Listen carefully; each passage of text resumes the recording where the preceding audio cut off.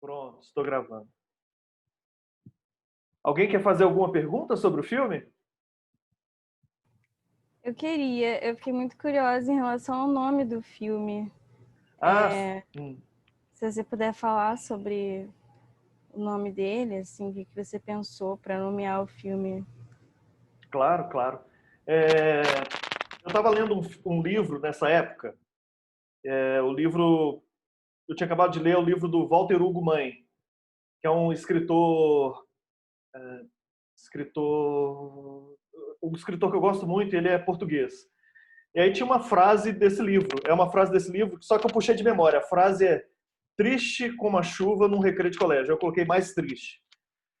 Mas essa frase me marcou bastante e eu quando eu comecei a fazer o filme, me veio muito essa frase. Porque o filme que eu comecei a fazer esse filme em 2017, a pensar o filme, no final de 2017, finalizei em 2018. E em 2017 era uma grande, a gente estava um pouco perdido. A gente não tinha tantas pistas assim do que estava acontecendo com o Brasil. Hoje a gente tem muitas pistas, né? Era uma guerra híbrida, mas nessa época a gente estava acontecendo muita coisa triste, muita coisa assim que eu tava todo mundo assim meio aturdido, né? Eu não sei como vocês estavam nessa época, e aí eu acho que o título calhou de ser. Eu tinha um outro curta também, que é Quando se sonha tão grande, a realidade aprende. E aí é também do mesmo autor. Eu gosto de títulos assim, quando eu leio um livro, eu vou e fica na cabeça. E aí é isso. Muito legal, faz todo sentido mesmo. É. Um sombrio, bem triste. Eu tô pensando em colocar para depois, quem viu o filme pode ser interessante, que como eu tenho o material aqui, eu fiz o filme também e tem a primeira, eu não tenho o primeiro corte, mas eu não sei o que vocês entendem como corte de filme. É como se fosse rascunho. No roteiro, quando você vai fazer um roteiro, classicamente um roteiro, você faz um roteiro achando que não é para valer, você quer fazer o melhor, mas é quase impossível você já fazer aquele roteiro e ele já está pronto. E aí você vai, revisita o roteiro, você muda as coisas, aí você faz um segundo tratamento, que chama-se tratamento, em roteiro chama tratamento. Você fez o primeiro tratamento, aí depois você vai e faz o segundo tratamento. Tem às vezes você chama um outro roteirista para fazer o outro tratamento do filme. Então isso acontece. E na montagem, quando chega na época da montagem, também tem como se fosse esse primeiro tratamento, segundo tratamento da montagem, só que se chama corte. Então a gente fala um primeiro corte, tem um primeiro que é o corte bruto, que é um corte assim, meio rascunho, que não é bem um primeiro corte. Então tem aquilo. E aí tem o primeiro corte, segundo corte, terceiro corte. Esse filme, esse curta, foi o nono corte. Mas eu tenho ainda, eu acho que o terceiro corte. E o terceiro corte tem muita coisa que não entrou. Eu vou colocar para vocês, vou mandar para vocês, só para vocês compararem, que eu acho que eu sempre quis ter os primeiros cortes dos filmes que eu já vi. Geralmente é mais fácil curta, mas eu sempre quis ver porque esse trabalho também de antes eu acho muito legal. E aí eu lembro que os primeiros cortes e esse terceiro corte que eu tenho era muito mais raivoso, porque eu fiz esse filme também assim, como eu não estava entendendo nada do que estava acontecendo, aí pô, foi quase a palavra feia, mas quase um vômito assim de raiva.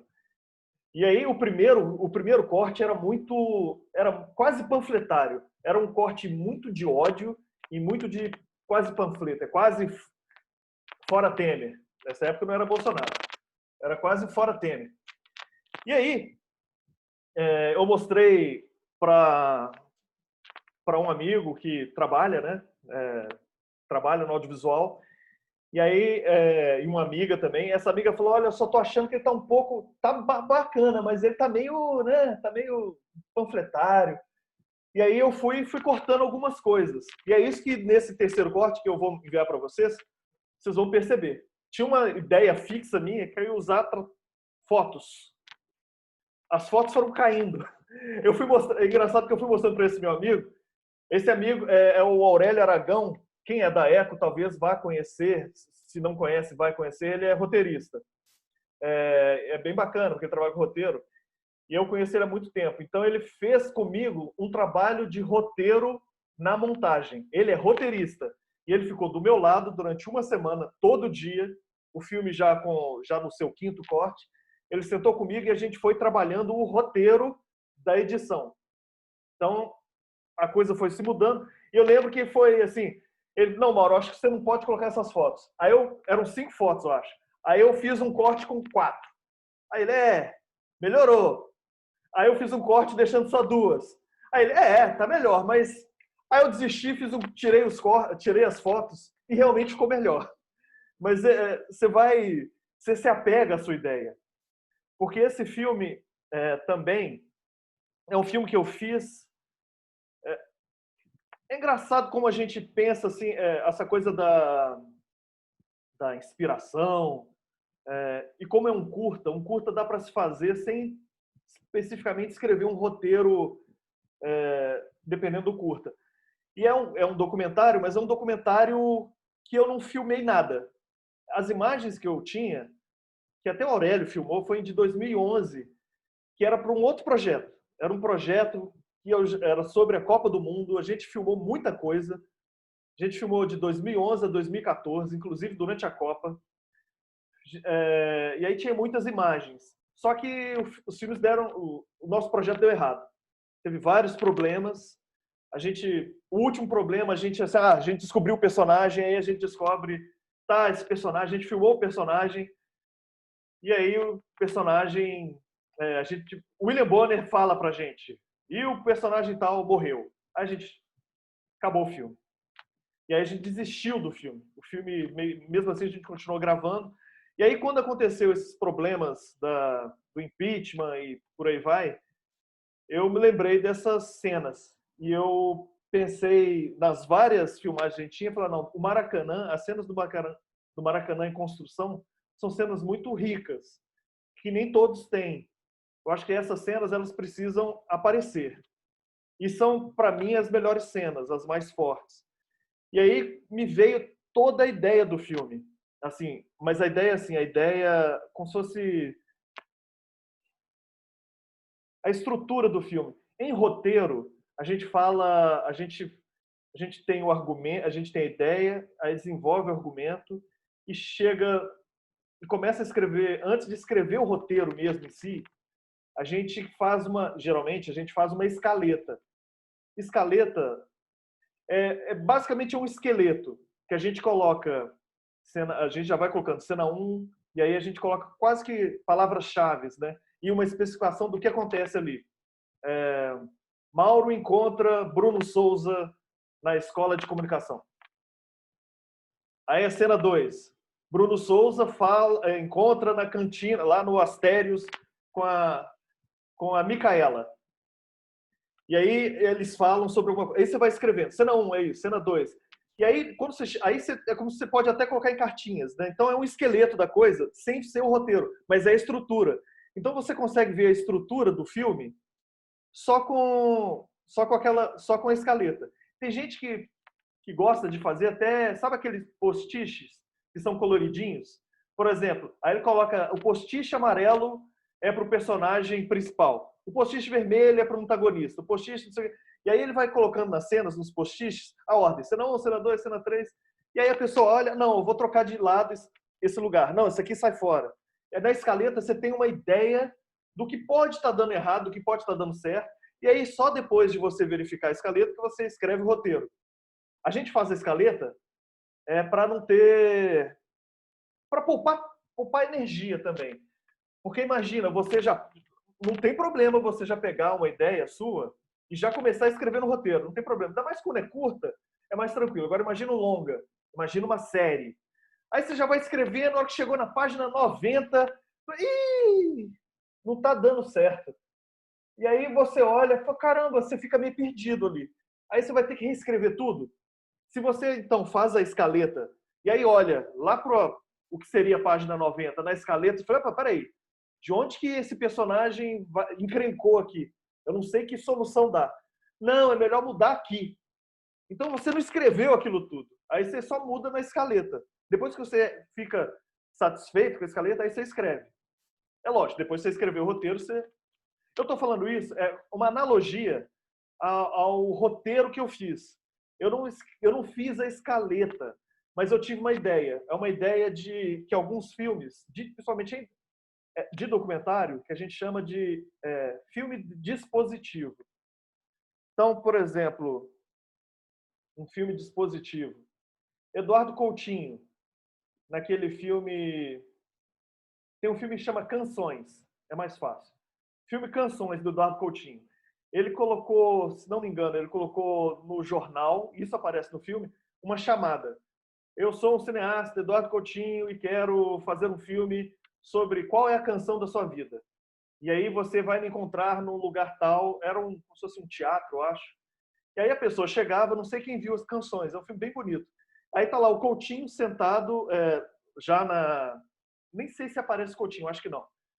Mas ele está sentado, e aí tem uma coxia, né? Tem aquela coisa do teatro, abre a pessoa, senta, tem uma cadeira vazia, a pessoa senta, e aí o Coutinho vai, me canta qual a música que é a música do seu coração. Aí uma pessoa vai lá, meu coração, não sei porquê, bate feliz, aí a pessoa canta. Depois que ela canta, o Coutinho pergunta, e aí, por que essa é a sua canção? Por quê? E aí vai desenrolando a partir, e aí o Coutinho consegue entrar na história da pessoa, do porquê daquela canção, o que aconteceu, se foi um amor perdido, se foi alguma coisa. Então isso na narrativa que a gente fala, no documentário, isso é um filme dispositivo. Então o Coutinho achou um dispositivo. Eu vou saber da sua vida, mas a partir do dispositivo da sua música. Você canta a sua música. Coutinho já fez muitos assim de filmes dispositivos. Filmes dispositivos são bem bacanas, assim, essa ideia. Então, eu não bem dizer, eu não criei não foi um dispositivo que eu criei, mas foi quase, talvez. Eu criei uma estrutura que eu já sabia como é que seria o começo, seriam aquelas embaixadinhas em slow motion do personagem. E aí, com essas embaixadinhas, eu ia colocar a votação do impeachment da Câmara dos Deputados. Essa seria uma parte. A segunda parte, eu já sabia que eu queria o Michel Temer, alguma coisa do Michel Temer, dialogando com o Galvão Bueno no 7-1. Que eu não sei se vocês lembram, mas nessa época, de 2017, estava muito forte as expressões de futebol para a política, principalmente da Alemanha. Quando saía, por exemplo, alguma canetada que ferrava a gente do Temer, mais um gol da Alemanha, mais um gol da Alemanha, olha o 7-1, 7-1 foi pouco. E aí, por causa dessas questões, e por causa das questões também que muita gente falando que estava muito futebol, ou você é comunista, ou você é fascista, ou você é PSDB, né? Você é caviar, você é esquerda caviar, ou direita coxinha. E aí tava uma coisa que não tava diálogo, então o pessoal tá falando que até fla-flu, de torcida organizada. Não interessa quem tem razão, interessa que você tá falando a favor do meu time. Então é time 1 contra time 2. E aí eu peguei essa seria a segunda parte. E com isso, eu fiz essa estrutura, só que eu não sabia qual por exemplo, eu já tinha essa estrutura, entendeu? E aí eu comecei a montar o filme a partir daí.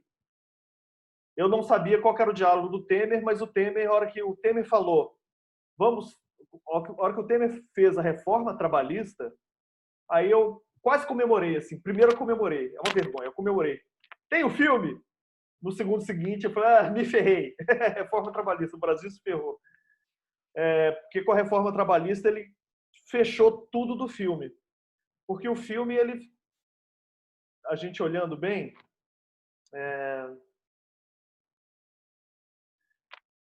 o filme tem um trabalho ali de reconstrução do Maracanã. Tem toda a simbologia da reconstrução da reforma do Maracanã, mas tem as pessoas trabalhando e tem as pessoas que não conseguem trabalhar, que estão de fora, ali estão desempregadas. em algumas cenas, eu não coloquei no filme especificamente, mas algumas cenas são fazendo greve. É greve dos trabalhadores. Isso antes da reforma, né? Mas greve dos trabalhadores. E aí isso casou muito com a reforma. A reforma trabalhista do Temer, com aquele trabalho, foi assim, a vida fez o filme ficar bom. A vida ruim. E o filme foi crescendo e foi para alguns festivais, até festival para fora, que é estranho, que é um filme muito falado. Foi para um festival lá da França, é um festival muito mais pop, esse filme é um pouco mais experimental, mas é porque o Brasil virou um case de sucesso do Steve Bannon. E lá na França também estava tendo, nessa época, também uma coisa parecida com o que aconteceu com os caminhoneiros, aquele lockdown. E aí o filme foi ficando com sucesso por causa disso, porque o Brasil foi virando um fracasso, um case de fracasso humanitário e democrático. Então tem essa pegada. Mas eu vou dar uma pausa aqui e vou perguntar se alguém tem mais alguma pergunta. Alguém gostaria de perguntar alguma coisa? Pode ser escrevendo no chat, pode ser falando, para não ficar só falando direto.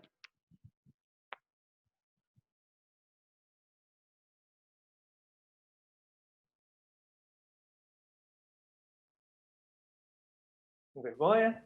Licença, professor. Opa, pode falar. Eu vi que o nome da música que você usava na trilha sonora era Os Escravos. Isso. Eu achei interessante. O que levou à escolha da música para o filme?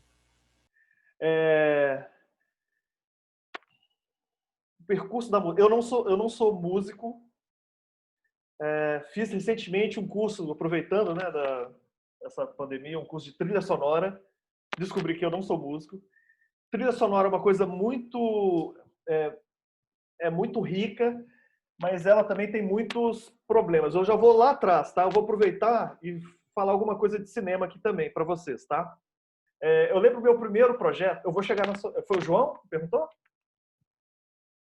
Eu perdi aqui. Sim, João. Mas, João, eu vou contar uma história, vou aproveitar isso para falar sobre trilha sonora. O filme é composto de camadas, né? O que a gente tem para fazer filme?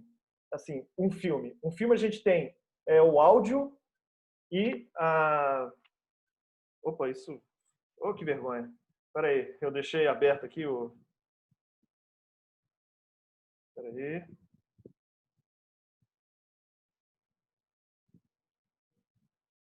Gente, eu descobri recentemente... Vamos ver se vai dar certo, hein? Eu descobri recentemente, isso não tem nada a ver com cinema, hein? Mas acaba tendo, porque a gente está filmando aqui, que dá para você, eu não sabia, dá para você desativar na aba do que você tem, desativar o som. O velho aqui não sabia, não sei se alguns de vocês não sabia, mas esses barulhinhos que tem, pim, do WhatsApp, é só você ir lá na aba e desativar o som. Poxa, fantástico. Uma besteira, mas que isso ajuda muito. E aí, porque é muito irritante, né? Você tá falando, e aí entra o som. Quando você tá vendo uma live, tem pim. Aí você já, poxa, desliga esse negócio, porque você não presta atenção. Porque, de alguma maneira, pim, você já sabe que é o WhatsApp. E isso é uma narrativa, de uma certa maneira, mas vira um ruído. Porque a pessoa está falando e você está focada na pessoa. Aí vem um ruído. Esse é um ruído, se chama ruído, é um ruído indesejável. Por quê? Porque ele carrega uma narrativa em si. Então, quando você faz uma trilha sonora ou coloca um ruído no seu filme, você tem que saber muito bem o que você quer para dizer alguma coisa. E a trilha sonora, eu lembro que eu fiz foi lá em Festival de Ouro Preto, festival da UFMG. Eu sou formado em Educação Física, mas foi quando eu comecei a querer fazer cinema. E aí eu fiz o meu primeiro videozinho coletivo, que era sobre as minas de Ouro Preto. Então era coisa assim, engraçado pensar, eu fiz sobre os escravos, né? Eu e meus amigos. Coincidência. Era as minas de Ouro Preto, e aí a gente cortava e colocava o ouro nas igrejas de Ouro Preto. Ou seja, o ouro é bem simples. O ouro das minas ia para o ouro das igrejas de Ouro Preto.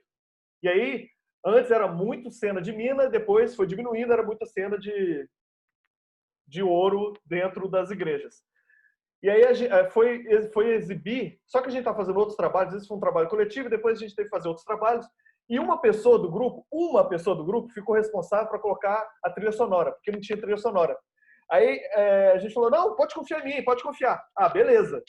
E aí foi exibir lá na praça, acho que chama Praça Tiradentes, a praça principal lá de Ouro Preto. E aí era um festival. Então o festival tava muita gente de várias oficinas, gente turista visitando, e eles montaram uma tela para todo mundo ver. E aí o que aconteceu? Aconteceu que a gente foi ver, quando foi exibir o nosso, o que mostrou? Qual música que colocou? Ninguém. O Haiti não é aqui, o Haiti é aqui. Acabou com a nossa ideia. Virou um videoclipe. Nesse caso, a música era muito mais forte do que as nossas imagenzinhas. A música do Caetano Veloso, do Gil, falando do Haiti. E aí, a hora que a gente viu, meu Deus, não tem nada, virou um videoclipe. Então, algumas, por exemplo, a trilha sonora, dependendo da sua escolha, ela pode, entendeu? Eclipsar tudo que você fez de imagem. Ela pode dizer mais do que a sua imagem. No caso, o Haiti, o Caetano Veloso, é uma música muito, muito forte, muito, diz muito. E aí é um problema. Para a gente foi um problema. Ela preferia uma música incidental, sem desconhecida. E aí, a primeira vez foi o primeiro filme que eu fiz, o primeiro videozinho que eu fiz. E aí eu tomei essa pancada. Depois o professor deixou, colocou lá, e depois a gente foi conversar e falou, gente, é isso. A trilha sonora você tem que tomar cuidado. Então, porque com o que a gente tem de possibilidades quando a gente vai fazer audiovisual? É audiovisual. É áudio e as imagens. O áudio tem trilha sonora, tem diálogo, aí tem som ambiente. Eu posso aumentar o som ambiente aqui, pode virar um ruído, não sei se vocês vão ouvir. Ventilador. Às vezes, quando eu faço assim, é para desligar o ventilador. Eu estou sentindo que está tendo ruído. Então, tem ruídos, som ambiente, e você trabalhar com isso. E trabalhando com a imagem. Algumas vezes, por exemplo, na trilha sonora, ela pode ser, chama-se Mickey Mousing. Tem um elemento que é Mickey Mousing, que é muito usado em desenho animado. Por exemplo, no desenho animado, algum personagem faz assim, ele cai. Aí tem a música. Entendeu? Ela casa. É quase do Mickey Mouse. Então, algumas trilhas sonoras também, principalmente as antigas, era muito usado esse Mickey Mouse. Eu vou chegar lá na minha trilha, tá? Então, quando você escolhe essa trilha pode ser original ou uma trilha já conhecida. O pessoal da trilha sonora não gosta que use música já conhecida. Primeiro, você tem que pagar direitos autorais, etc. É complicado, mas é porque já está pronta lá, e aí é muito perigoso, porque às vezes a música diz muito sobre você. Música é uma coisa é fantástico, né? Música é uma coisa, falei nas outras aulas, que às vezes ela transcende o conteúdo. Às vezes você se emociona com uma música árabe e você não entende nada de árabe, mas aquela música você começa a chorar, nem sei por que eu estou chorando nessa bendita dessa música árabe. Às vezes você até entende a letra. Assim, eu já tenho algumas músicas, todo mundo tem, deve ter, que se emociona com a música. Às vezes só sabe o refrão assim da música, cantado em português, mas depois um dia você presta atenção na letra e você porque a música te emocionou antes de você pegar a letra e não, peraí, vou sentar e vou estudar essa letra aqui, porque essa música me emociona. Então a música tem esse poder, mas às vezes é uma filtragem muito própria sua. Aquela música diz de você. Diz alguma coisa da sua vivência, uma coisa que você viveu com a sua mãe, com um primo, com um amigo, mas não necessariamente diz sobre o Rômulo. A música que eu escolhi para o Rômulo não quer dizer nada. A música da Giovana quer dizer uma coisa que para mim não quer dizer tanto. E aí o diretor às vezes chega com a música pronta e às vezes a gente coloca isso no roteiro, é a música tal, e aí já é um problema, porque você está dizendo muito de você, mas não está dizendo para o público. É um complicador. Mas eu não sou músico, e essa música e essa trilha sonora, quando eu fiz esse filme, eu já queria uma música clássica. Eu não queria, quando ele tá batendo a bola, eu queria uma música clássica para dar um sentido mais épico. Eu não queria cair no senso comum da música de futebol, de samba. Eu não queria colocar samba, pagode, mas principalmente aqui tudo acaba em samba. O música de futebol. Eu não queria isso. Eu queria uma música clássica. E aí eu fui testando as músicas. Eu escolhi 4, tirei 4 e também de domínio público. Porque aí tem a coisa do direito autoral. É engraçado, porque eu pensei no direito autoral da música, mas o resto eu chutei o balde, né? Peguei o Temer, Galvão Bueno, liguei, tô nem aí. Deu certo. Ninguém foi me processar, porque eu não ganhei. Esse filme não é para ganhar dinheiro. Mas aí eu comecei a olhar a música, mas também pesquisar a história da música, a história dessa música, que é uma outra camada. Quem não sabe da música, por exemplo, você notou que a música é Lo Escravo, O Escravo. Na verdade, não é o nome, é porque é o nome de uma música, é uma ópera do Carlos Gomes, e aquele trecho, eu não sou um expert, mas aquele trecho chama Lo Escravo, esse trecho que está no filme. Tem outros trechos. E aquilo ali, eu falei, é isso. A música casou. É engraçado que você colocando qualquer outra música também casa, mas a música casou. E aí ela diz muito, porque é uma música de 1890, alguma coisa assim. E a história do Carlos Gomes tem o Dom Pedro, que gostava muito do Carlos Gomes, o Dom Pedro II. E aí ele foi o mecenas do Carlos Gomes e falou, cara, você vai para a Itália conhecer o Verdi. E aí ele foi aluno do Verdi, o Carlos Gomes. Então o Dom Pedro foi mecenas. E aí ele voltou para o Brasil. Só que ele compôs essa música.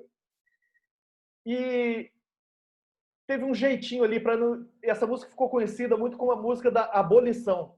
A música da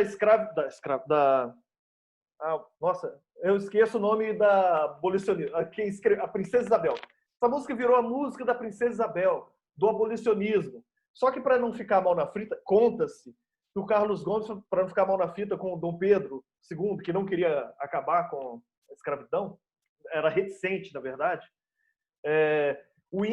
o escravo era o índio, não era o negro, nessa ópera. Mas é mais um jeitinho assim, né? Não era, mas o escravo era o preto. Né? E aí ela diz muito sobre. E aí eu coloquei essa trilha sonora para ficar uma coisa épica, também no final, para dar um tom épico. Eu precisava muito da música para montar, porque eu fiz essa montagem como se fosse, aí sim, como se fosse um videoclipe. Por quê? Eu explico como se fosse um videoclipe.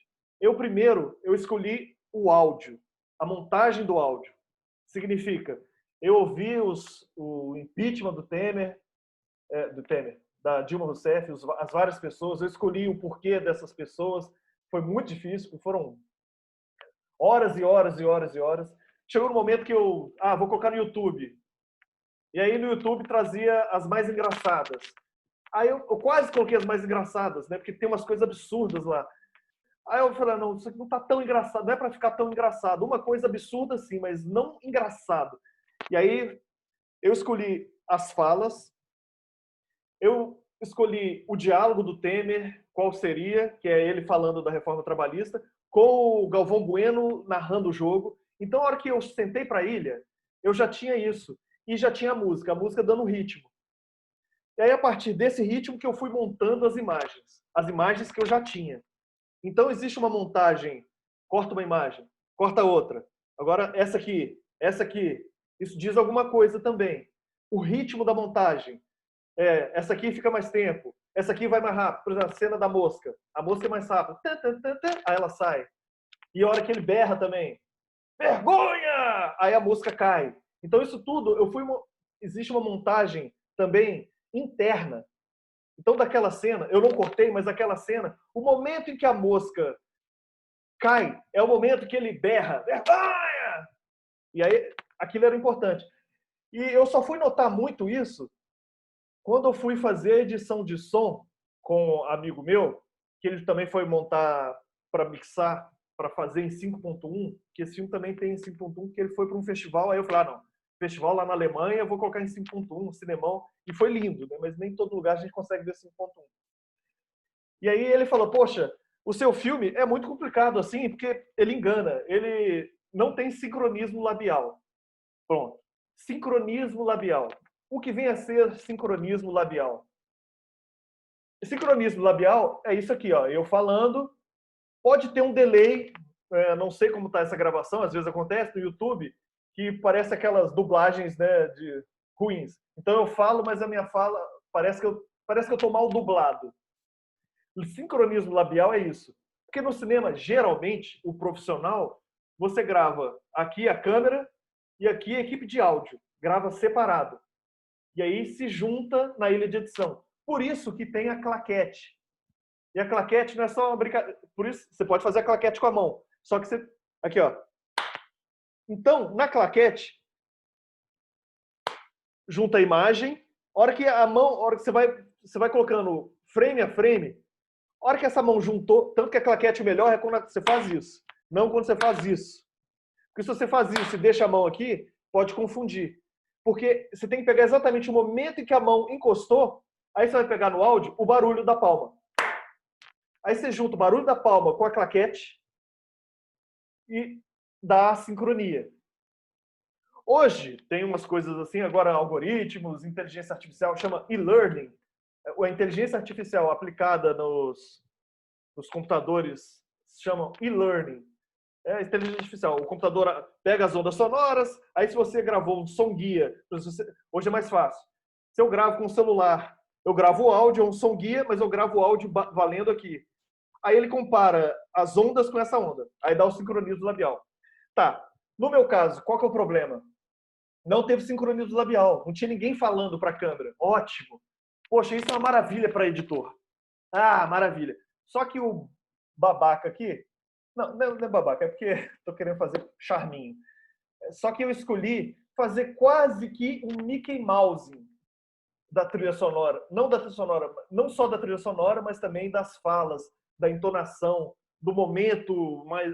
Então, aquele momento é o momento do corte. Ou é o momento, vou falar de novo, da mosca saindo da transparência lá, do vidro. Então, é quase que um Mickey Mouse.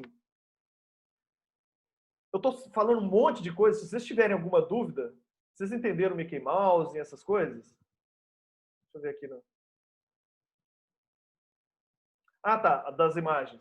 Então, eu fiz essa música. Então, o Lo Schiavo foi uma vontade de dar uma outra camada. Quem não pegou, que chama Lo Schiavo e que tem essa história, tá ok. A música dá o tom épico, transcende. E aí quem pega, que é Lo Schiavo, e aí vai olhar, pô, Carlos Gomes, é uma música abolicionista. Poxa, ele pegou uma coisa do escravo de 1800, e aí vem as camadas. Eu gosto, e é sempre legal de vocês, quando vocês têm aquela... Não é bem easter egg, né? Que não é bem isso, mas é legal colocar camadas. O filme fica mais com uma profundidade, mesmo que te escape num primeiro momento, o filme te dá uma camada. E eu tive uma questão assim, lá na Alemanha, uma das juradas, ela gostou muito do filme, era uma inglesa. E ela veio falar comigo e meu inglês é horroroso.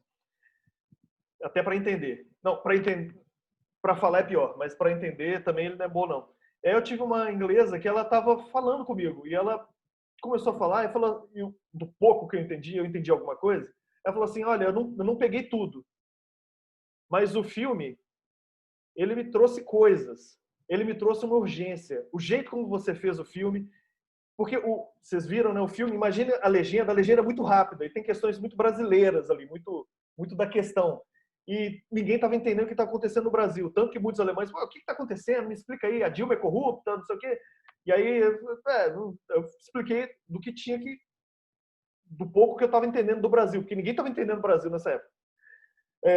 Mas ela viu, e a coisa da música, sabe? Então essas camadas, eu acho que ajudam a dar uma profundidade, mesmo que a pessoa não alcance.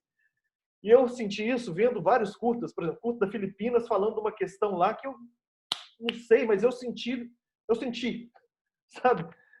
Então, isso é quase que você consegue fazer uma música, quando dá certo, é quase que você consegue fazer uma música que atinge a pessoa sem ela alcançar todas as camadas, entender todas as camadas. Mas é bacana, você vai descascando. E quando você faz em camadas, você também, eu entendo que você, não é fácil fazer em camadas, mas quando você faz, e aí você traz para as outras pessoas, as pessoas trazem para você outras camadas de entendimento. Que eu trouxe camadas e elas entenderam as camadas de outras maneiras, e aí fica uma coisa, um diálogo fica muito bacana. Então eu gosto disso. Então, esse filme teve essa camada. Mesmo apesar de ser um filme, a música, a trilha sonora já pronta, já mais ou menos conhecida, ela não é tão pop quanto o Haiti e não tinha uma fala, né? Era só uma música incidental. Então ela conseguiu dar conta do recado, porque eu falei, vou arriscar, mas é sempre complicado. As imagens, todas as imagens são da minha produtora. Eu e mais uns amigos, a gente tem uma produtora e como eu falei, em 2011 a gente gravou essas imagens. Aí em 2017 eu pedi autorização para esses meus amigos que são, eu falei não, aí claro que eles iam deixar. Eu falei não, beleza, claro. Aí eu usei essas imagens que são, de uma certa maneira, é um filme de arquivo. No caso, arquivo pessoal. Imagens de 2011 a 2014, eu só usei as de 2011 e 2012. E estava guardado na gaveta dos HDs, né? E aí eu abri a gaveta, virou arquivo pessoal, mas é um filme de arquivo. Então eu não filmei nada, a não ser a última cena. A última cena eu gravei e foi com esse celular. Esse celular que vocês estão vendo é a última cena. A hora que acaba os créditos e tá ele na porta lá do Maracanã. O áudio dele dando entrevista também foi com esse celular. Eu peguei o áudio, o microfone aqui dele, taquei na boca dele e ele foi ali, passando o carro, na frente do Maracanã. Mas era o que eu tinha. Porque eu fiz o filme, esse filme, no set de filmagem, vamos dizer assim, porque não teve set de filmagem, foi basicamente eu que fiz sozinho. Mais alguma questão? Eu estou aproveitando as perguntas de vocês, mas eu estou tentando fazer uma geral, tá? Com ideias de produção, de soluções de filme. Como eu cheguei nesse título? Esse título... Título é uma coisa bacana, né? Porque título é quase que a primeira apresentação do filme, é o cartão de visita do filme. E o título, eu sempre gostei muito de... Não necessariamente eu sei dar nomes a títulos. Eu não sou uma pessoa comercial com título, eu estou aprendendo. Em algumas coisas... duas produtoras que a gente aproveita, no Curta Cinema teve um encontro sobre curtas-metragens, mercado, etc. Aí uma dos Estados Unidos e outra do Bogoshorts, lá de Bogotá, e uma terceira da Suíça, da França, não, do Canadá, que também é um mercado grande, eles foram unânimes em dizer que é mais fácil um título curto, comercialmente. Tanto é que eu falo, meus amigos, o mais triste, eles não falam mais triste que chuva no recreio de colégio, né? É mais fácil um filme comercial e mais... Corra! Foi. Não precisa de mais. Eu não. Meu outro título é Quando se sonha tão grande, a realidade aprende. Um dia eu vou aprender a fazer um título curto. Mas eu cheguei nesse título porque é um título... Porque é a coisa da leitura. Eu estava lendo um livro do Walter Hugo Mãe e aí teve essa frase, do mais triste que chuva... Teve a frase, triste como a chuva no recreio de colégio. E eu, de memória, peguei mais triste que chuva no recreio de colégio. E não é minha, é do Walter Hugo Mãe. E essa frase ficou muito forte na minha cabeça, que eu achei muito... Essa frase é linda, né? Não é minha. Essa frase é linda. E eu acho que é um título que dizia muito dessa questão. E eu tentei pegar de um jeito mais poético. Um título mais poético para uma questão que é muito visceral, que a gente estava sentindo na pele nessa época. Quando eu falo da Alemanha, porque esse filme, ele passou em Oberhausen, eu não sei se vocês conhecem. Oberhausen é um susto. Eu já vou aproveitar e falar de festivais, né? Festivais, hoje o festival é o maior de uns tempos para cá, o festival é a maior porta para os curtas e até para filmes brasileiros. Porque é difícil um filme brasileiro entrar em cartaz. Curta-metragem, então, não entra em cartaz. Nunca. É um ou outro só para...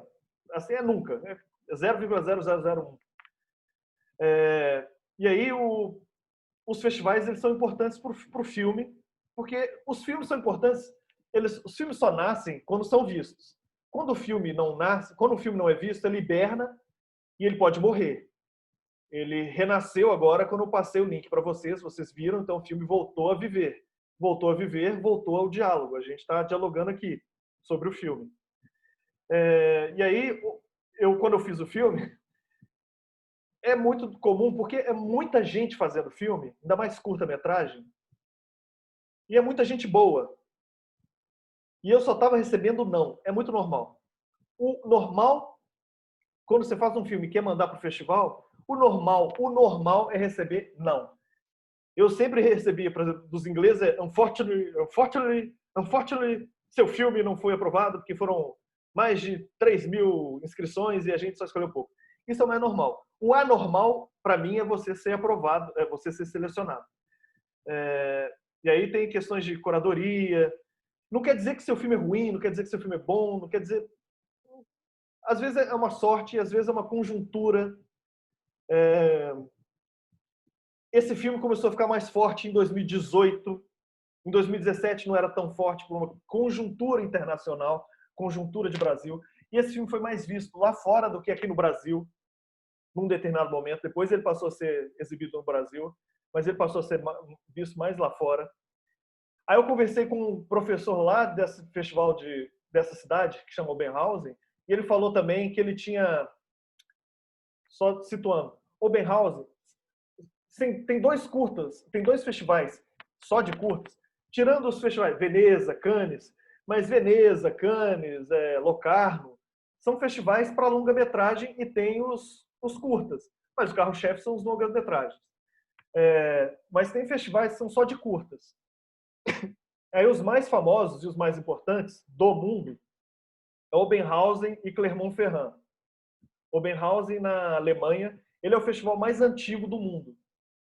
E ele tem uma importância porque ele tem a gente já entra na questão da curadoria, né? Tem alguns festivais que tem umas caras que você vê que tem uma curadoria que é bem bacana também, filmes de curadoria.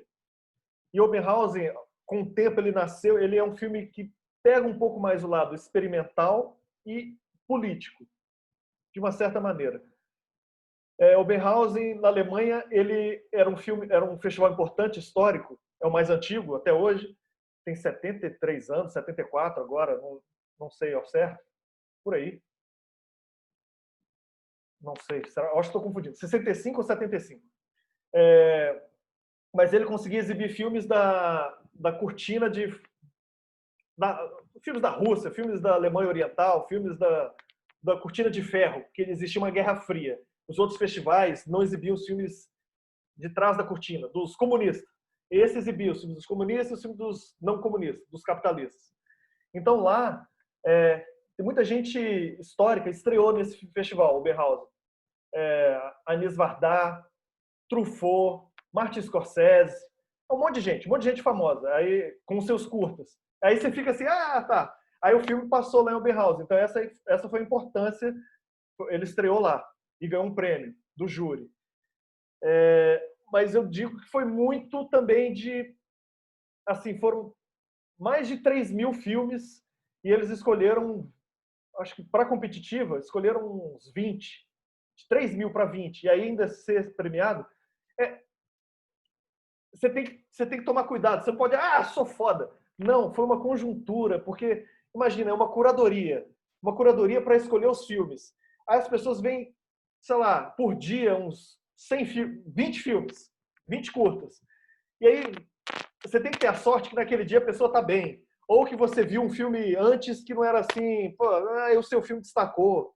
E aí, na hora que passa no festival, a ordem do filme também tem a ver. E se o júri lá tá naquele dia, sei lá, tá com dor de barriga, não tá aguentando, ele não vê seu filme direito. Então tem todas as questões de conjuntura também internacional, mas tem as questões viscerais, as questões do dia a dia. Então, isso é que acontece no circuito dos festivais, e é normal. Mas eu disse isso porque nessa época, nossa, eu enrolei para falar só uma coisa. Um dos jurados era brasileiro, e depois ele falou comigo, não, foi uma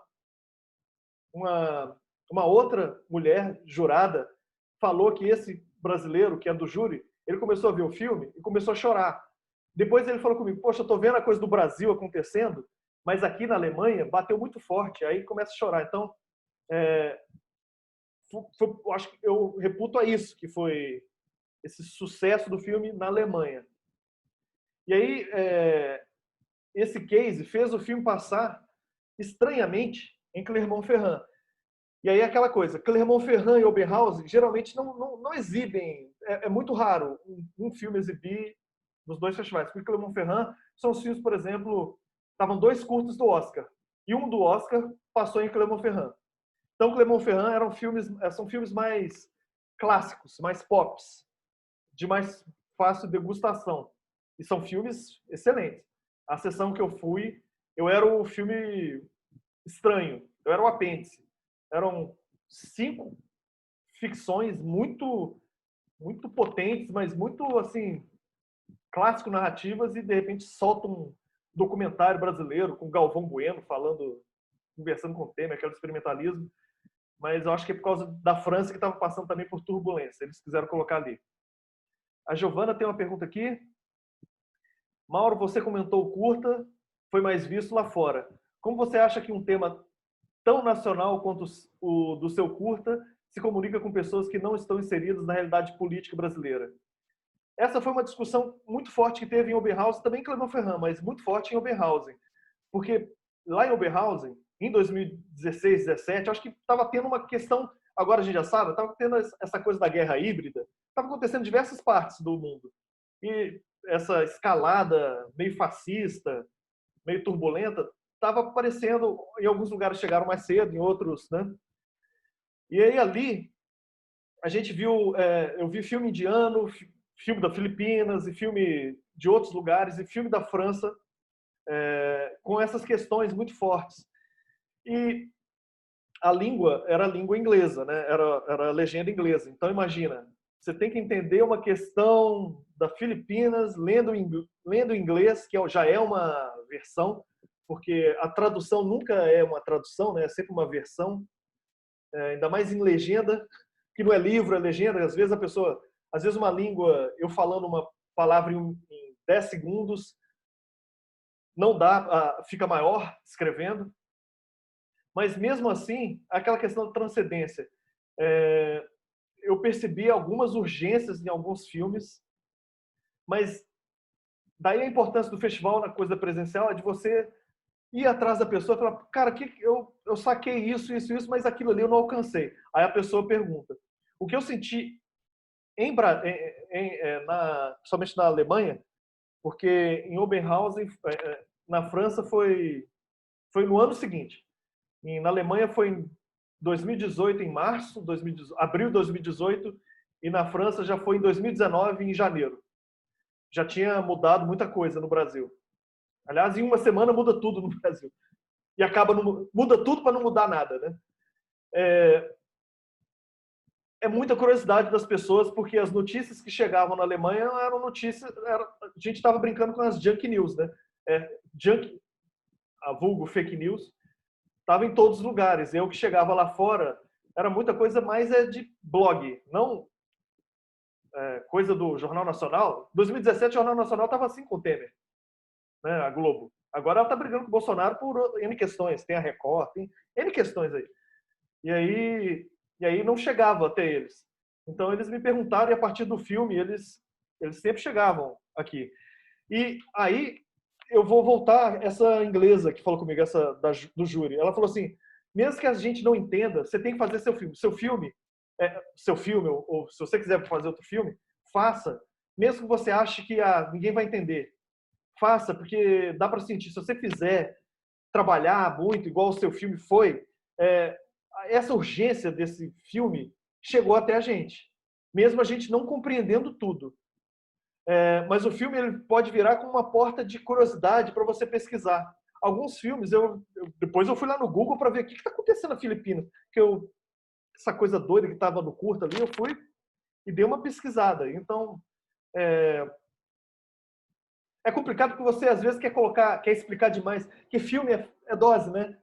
Ainda mais curta. Mas mesmo assim longa, se você coloca tudo, fica chato. Ou não dá para compreender, porque tem muita coisa. Se você colocar pouco, você fica com medo de, pô, ninguém vai entender porque eu não coloquei nada. Então você fica naquelas decisões. O que você vai fazer um filme mais explicativo sobre, no caso, uma questão política aqui, ou se você quer explicar alguma situação. Como é que você vai fazer isso, né? Então são decisões que você toma. Eu tomei essa decisão e fiz. Eu falei, esse filme, foi a urgência, aí deu certo de uma maneira. Mas alguns não dão certo, porque calha de conjunturas, né? Mas foi. E engraçado que esse filme foi considerado, depois ele foi para um festival em Zagreb. Aí eu fui olhar o festival, passou aqui também num festival também que é muito experimental, é o Dobra, aqui em Rio de Janeiro. Gente, os filmes são muito experimentais. Eu fiquei com vergonha do meu. Mas, assim, as pessoas considerando o meu experimental. E aí eu falei, não, eu achava o meu muito clássico, porque na minha cabeça eu entendi tudo que eu coloquei no filme. E aí, como você está muito imerso no filme, né? Eu acho que a minha cabeça talvez seja um pouco hipertextual. Aí eu falo, não, é experimental. Aí eu falo, experimental. Mas tem um experimental. Em Oberhauser eram muitos filmes experimentais, mas experimentais não necessariamente você não tem que entender significado, não entendi nada, né? Tem experimentais que transcendem eles pegam mais essa transcendência de sentimento e com essa urgência. Então, talvez, eu estou chutando aqui, estou pensando aqui, talvez um assunto tão complicado quanto esse que eu fiz, dessa situação, eu fiz sobre a situação muito complicada e que na época, em 2017, 2018, o mundo não estava entendendo nada, né, só o brasileiro, eu consegui colocar uma coisa mais visceral, que transcendia, não panfletária, mas visceral, que transcendia, tipo uma música. E aí, de alguma forma, bateu no cara lá de Hong Kong, bateu muito duas pessoas, um colombiano, bateu muito num colombiano, né, porque aí é a coisa do latino, né? E um chileno também, uma chilena, ela veio falar comigo, bateu muito forte, mas ela foi perguntar as coisas. Então, acho que por esse contexto e porque o filme foi muito, né, foi visceral e eu consegui transcender. E aí eu acho que eu fiz quase como uma música, aquela explicação que eu dei da música. Da música te atingir, mesmo você não entendendo a letra. Mas ela te atingiu de alguma maneira. Porque algumas músicas são surpreendentes. Meu inglês é muito ruim, mas a hora que eu vou pesquisar a letra, caramba, até que casou com o sentimento que eu tive. Outras não, mas mais ou menos isso. Mais alguma questão? O Bruno de Souza está perguntando para eu falar dos festivais. Eu vou deixar para falar dos festivais, que está vindo uma pessoa na próxima, é a Ana Andrade. É uma cineasta pernambucana. E ela é muito produtora. E ela tem também uma produtora que chama Tarrafa. Eu não sei se ela é distribuidora. Até é bom que a gente perguntar. Eu estou querendo fazer um curta, eu estou finalizando, eu estou querendo dar na mão dessa pessoa. Chama Tarrafa Produções. Porque na coisa dos festivais tem uma questão também, qual é a cara do seu filme e qual é a cara do filme que você acha que pode dar nos festivais. Quando eu falando um pouco dos festivais, quando eu falei com um professor lá de Oberhausen, que esse professor de Oberhausen ele veio falar comigo, é professor de cinema, e lá em Oberhausen, nessa cidade, tem uma faculdade de cinema. E aí tem um festival tido como o mais importante do mundo, junto com o Clermont-Ferrand. Clermont-Ferrand é mais pops. O Oberhausen é mais reflexivo, vamos dizer assim. Os dois são pops e reflexivos, mas o Oberhausen é mais reflexivo. E aí ele falou uma coisa que eu estava falando, ele me perguntou, seu filme é estreia aqui? Eu falei, o Brasil não quis ver esse filme. Eu só recebia não. É normal receber não, tá? Mas o mais estranho, assim, eu recebi não e eu recebi o sim de Open House. Open House, assim, não é para receber. Você não. É quase impossível você passar Open House, gente. É quase impossível. Então foi um susto para mim, ainda mais um filme todo falado. Passou por essas questões, né, que eu estou falando aqui. Mas ele falou o seguinte: assim, acontece muito aqui. Os meus alunos, às vezes eu vejo uns filmes assim, eu olho e vejo assim, poxa, o filme do aluno aqui da minha faculdade, meu aluno é tão bom quanto, é melhor que esse aí, podia estar em Open House, mas eles não passam em Open House. E aí ele falou assim, acontece muito aqui na Alemanha. Às vezes o filme aqui da Alemanha, para passar na Alemanha, tem que ganhar um prêmio ou fazer um sucesso na América Latina. Aí eu, o quê? Ele passa, sei lá, no Festival do Rio, ou passa no Bafice, que é muito importante, que é o festival lá de Buenos Aires. Aí eu falei, caramba, é mesmo? É como se tivesse um selo do exterior. Ou seja, é um pouco também aqui. Né? O filme passou na Alemanha, agora não. Agora deixa eu ver esse filme que passou na Alemanha. Isso acontece muito, essa questão. Né, E aí ele tem essa questão de open housing, dos festivais, que tem a cara. Por exemplo, Festival de Gramado. O Festival de Gramado tem uma cara que é diferente do Festival de Brasília. O Festival de Brasília é tido como, claro, tem assim, mas ao longo da sua trajetória, ele é tido como um festival brasileiro mais político, mais contestador. O Festival de Gramado, com, claro, nuances, é um festival mais pops, é quase mais parecido com o Oscar, entendeu? É mais global, é mais assim, para dar no jornal, o ator da novela foi lá em Gramado. Então, e aí os filmes são um pouco mais de fácil digestão, de entendimento. Não estou falando que são filmes ruins, não. É só uma cara do festival. E isso é importante você saber quando você faz um filme. Se o meu filme, O Mais Triste, ele não tem nenhuma cara do Gramado. Não tem. Agora eu tenho um projeto que ele tem uma cara de Gramado. Eu não sei se ele tem a cara de Open House. Eu não sei se ele tem a cara do Festival de Brasília. Então, quando você faz um filme, o filme ficou pronto, você também tem que pensar nisso. Eu não vou sair inscrevendo em tudo quanto é festival, porque tem os festivais que são gratuitos, mas os festivais que são gratuitos tem muita inscrição. E o Open House é uma coisa impressionante, porque é o festival mais importante do mundo, junto com o Clermont-Ferrand, e é gratuito. Clermont-Ferrand também eu acho que é gratuito. Clermont-Ferrand é gratuito. É gratuito. Isso significa... E as pessoas veem o filme, porque eu não tinha nenhum apadrinhamento, assim, não tive nenhuma indicação. Porque as curadorias de festivais, aí um amigo meu me explicou, não sei se vocês conhecem, já ouviu falar, Gustavo Pizzi. Ele fez nossa, esqueci. Um filme bem bacana, bem bonito, que ele fez um longa agora. Nossa, esqueci o nome do filme do Gustavo Pizzi. Que é da mãe que vê o filho que joga handebol indo para a Europa, e ela tá com uma família lá. Tá na ponta da língua, eu vou lembrar. Tá, ele me disse que ele já foi jurado, etc. Ele falou, pô, o seu caso foi muito difícil, porque geralmente é como se fosse assim, tem a hierarquia, foi o primeiro curador que viu o filme, mas que viu todos os filmes, bem dizer, tem uns curadores que viram todos os filmes. Então esse passou, ele teve que convencer a segunda hierarquia dos curadores, porque tem uma segunda hierarquia dos curadores que recebem, porque os festivais contratam algumas pessoas que vão em vários outros festivais para anotar, vou no Festival do Rio, pô, gostei desse filme aqui, deixa eu anotar esse nome, e aí ele sugere para a curadoria, olha, esse filme aqui, presta atenção.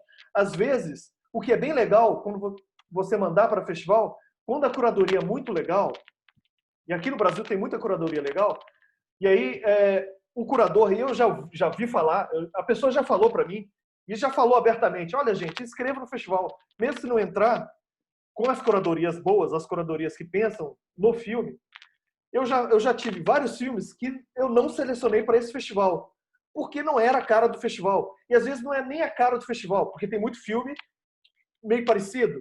ou tem muito filme, ou às vezes a leva daquele filme, a fornalha dos filmes de 2018 são de uma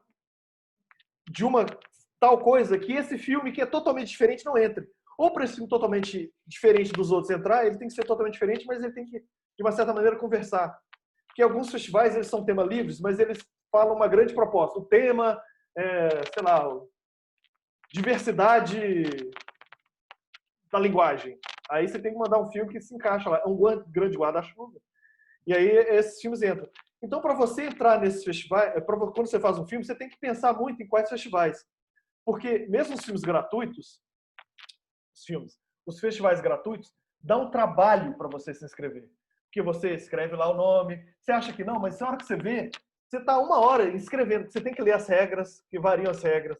Aí um festival pede já foto, o outro não pede foto. Aí é sinopse inglesa. Às vezes você não tem a sinopse inglesa, aí você monta na hora, vai no Google Translate e monta. E aí vai. E a hora que você vê, para um festival você já demorou 1 hora. Aí você quero mandar em 10 festivais. 10 festivais, você ficou quase 5 dias só em inscrição de festivais.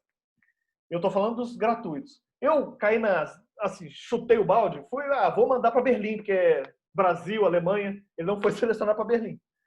Mas ele custou, o filme do Marco Antônio Pereira, aquele que o outro cineasta que teve na aula passada, o Safado foi. O filme dele foi. Filmaço. Foi aquele do menino que fica cavando, esqueci o nome. Alma Bandida. Alma Bandida foi. Mas é porque eu caí numa outra asneira que foi mandar no último dia do festival. Mas não é essa a questão. O último dia também não é legal. Manda lá, se o seu filme está pronto, manda. Não espere o último dia, porque as pessoas já estão vendo e já estão selecionando. Aí o seu só cabe 2 filmes. Aí o seu tem que ser muito foda para estar nesses 2 filmes, 2 vagas, né? Mas eu gastei, por exemplo, a Berlim, porque eu falei, não, Berlim, Alemanha, né? O filme fala da Alemanha, Brasil 7-1, perdeu da Alemanha. Eu gastei em euro, né? Foi R$400 de inscrição, gente. R$400 de inscrição. Imagina, para um festival. Ok, foi Berlim. Mas assim, eu falei, eu gastei todas as minhas finanças de festival em e não foi selecionado.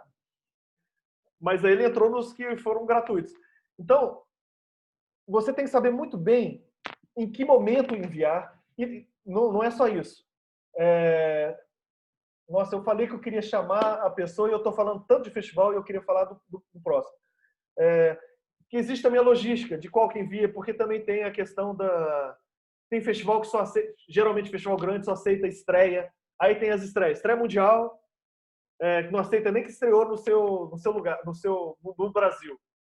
Não, tem que ser estreia mundial. Aí vai, estreia no país, estreia não sei o quê, estreia na Europa. Então tem hierarquias. Os festivais gostam de estreia. Então, isso acaba te dando um trabalho, e tem gente que, você fazendo, você ganha expertise, mas é muito trabalho. Isso não te dá dinheiro. Você trabalhando com isso não te dá dinheiro. Então, a Ana Andrade, que vai vir, ela tem uma produtora que ela faz isso para você. E ela trabalha, o que é interessante. Geralmente essas produtoras, essas que fazem esse tipo de serviço, eles trabalham com... E aí são distribuidoras, né, também. Não necessariamente distribuidoras, mas elas são representantes, né?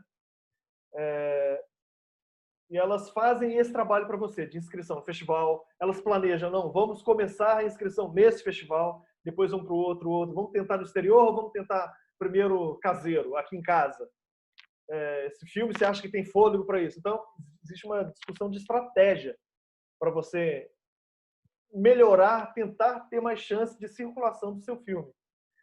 E, geralmente, é longa, mas essa Ana Andrade, ela tem uma produtora que ela trabalha, eu acho que só com curtas. Então, se vocês tiverem os filmes de vocês, curtas, existe eu não sei como é que eu nunca fiz, mas eu acho que eu vou fazer, vou experimentar, porque isso te poupa um tempo e a pessoa já é expertise nisso. E aí, especificamente, nesse momento, eu estou muito sem tempo, eu vou finalizar um curta, ela nem está sabendo disso, mas eu vou, porque também a produtora ela tem que escolher o filme, esse filme eu posso representar. Ela não é só assim, vem, não é mercado assim, vem. Não, ela tem que casar também com o filme dela. Eu acho que esse meu curta próximo vai casar com a produtora dela para ser uma representação. Tá parecendo que eu vou chamar ela para fazer um lobby também, né, do meu curta. Se bobear também, intencionalmente. Ih, que medo. Será que é isso? Não, mas Ana Andrade, ela tá com um curta muito bacana, Entre Marés. Eu vou passar para vocês amanhã, para vocês verem. Passou no festival. Passou no festival. Tá rodando festivais, o festival agora. E aí eu vou pedir... A gente vai discutir o filme dela, Entre Marés, e aí a gente entra nessa questão da distribuição de filmes. Porque isso é muito difícil de ver. Eu nem sei tudo, entendeu? E aí ela, que é uma profissional disso, ela pode dar dicas e até a gente pensar essa coisa das discussões de festivais e discussão de curadoria. Discussão de curadoria é uma coisa importante para tudo, quando você for pensar. Não é só, curadoria não é só filme, não é só festival. Curadoria é tudo também. Uma entrevista de emprego, um RH, é uma curadoria. Você chega lá, são vários candidatos e eles vão fazer a curadoria. A empresa quer esse perfil. E aí você chega lá, se o perfil te encaixa, etc. É uma curadoria, entendeu? Então existem a curadoria, eu sempre falo curadoria, festival que tem curadoria é um festival bacana, tá? Deixa eu ler aqui, se tem mais alguma coisa. Eu não sei se eu respondi, se tá legal. Nossa, agora que eu vi também eu tô como... Meu nome tá Barmal, né? Ninguém vai entender nada, peraí. Lobo Mauro. Renomeei. Quais são os... Benzinho! Pô, Breno, valeu. Benzinho. É o Gustavo Pizzi. Ele fez vários longas, aí o Benzinho foi um sucesso. O legal é que o Benzinho, nessa época, também não estava sendo chamado. Ele falou assim, não estou sendo chamado para nenhum festival. Meu filme... E o filme é tão lindo, assim, né? Trabalhou tanto. E uma coisa é um curta. Eu já estava angustiado com o meu. É curta, mas assim, eu não gastei nada. O Benzinho teve um gasto de dinheiro público, gasto de energia. E assim, pô, não estou sendo chamado para nada. Nenhum filme nacional, nenhum festival. Aí ele já estava meio desistindo. 2 meses sem isso. Pô, Sundance. Berlim. Olha só, Sundance. Só isso. Benzinho, é isso. Quais são os melhores festivais nacionais para documentário, principalmente com inscrição gratuita? Tá tendo agora tá tendo agora, não inscrição, mas está tendo um agora, tá sendo exibido online. É Tudo Verdade. Não sei se vocês estão ligados.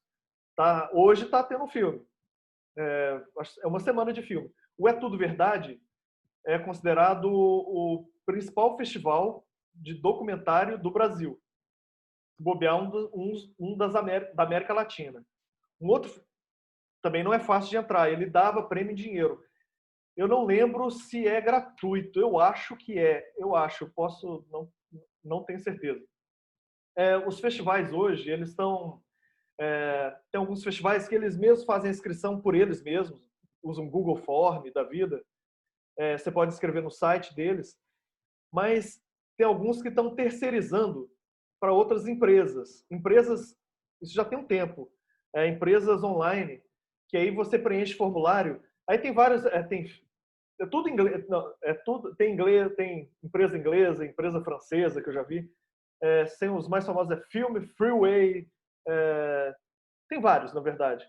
E aí você entra lá, e aí mesmo o festival gratuito, tem um que é gratuito mesmo. Você entra e é gratuito, até para você fazer a inscrição. Mas tem alguns, mesmo festival gratuito, como alguns festivais, eles terceirizam essa parte, porque, gente, não é uma parte muito fácil da logística do festival. Eu mesmo, eu estou conversando com o pessoal lá da ECO, da extensão, eu estou querendo criar um festival lá na ECO, mas um festival de cinema nacional, uma mostra de curtas nacionais. Porque é um momento em que os festivais estão sendo muito atacados, a gente está perdendo muito festival. O Festival do Rio fez vaquinha e crowdfunding, né?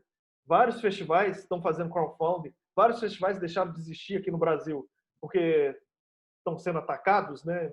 Ou seja, atacado assim, não tem dinheiro, para vocês não tem dinheiro. Então, nesse momento, eu estou querendo fazer um festival na UFRJ, um festival da UFRJ, não de filme universitário, mas é um filme que caiba também. Se o seu filme for universitário, você entra. Se for bom, né? Se for de acordo com a curadoria. Então tem essa discussão. Quero fazer uma discussão de curadoria, essas coisas. E aí tem essa parte da logística, por isso que eu estou falando do que essa parte da logística. Você do festival é muita responsabilidade, né? Você inscreve, vai que dá um problema na sua inscrição. A inscrição não foi. Pô, sacanagem, seu filme foi selecionado, não foi por culpa da pessoa que selecionou. Às vezes não é por sua culpa, mas deu um bug, não sei o que. Então, alguns festivais eles fazem, se inscreve por aqui, se inscreve no filme, no outro lá, num site. Aí você entra no site, e aí para você, eles dão como se fosse lá o Big Brother, sabe, o estaleca. Você tem que comprar, sei lá, 5 estalecas. E aí, esse festival, você tem que gastar 1 estaleca. 5 estalecas é $10. Aí é isso. Então, acaba tendo um custo para você. Agora, é difícil fazer sua pergunta, festivais nacionais de documentário, porque tem, por exemplo, tem um festival que antes era bienal, não sei se é todo ano, que é muito importante, que é o Fórum Doc BH, mas é um festival etnográfico. Ele é tido como o mais importante da América Latina nesse quesito. O festival mais pops, que é de documentário, específico de documentário, é Tudo Verdade. Mas assim, você tem que ver se o seu filme... O É Tudo Verdade eu acho que é mais amplo, mas é muito difícil de entrar. Mas tem outros festivais de documentário que agora... Eu nem sei quais que estão resistindo. Mas é uma pergunta para se fazer para a Anne, Bruno. E eu não sei se tem uma resposta certa, porque cada filme, às vezes, tem uma certa estratégia, entendeu? É o que eu posso te responder, mas guarda essa pergunta para quando a Ana Andrade vier, que é no próximo encontro.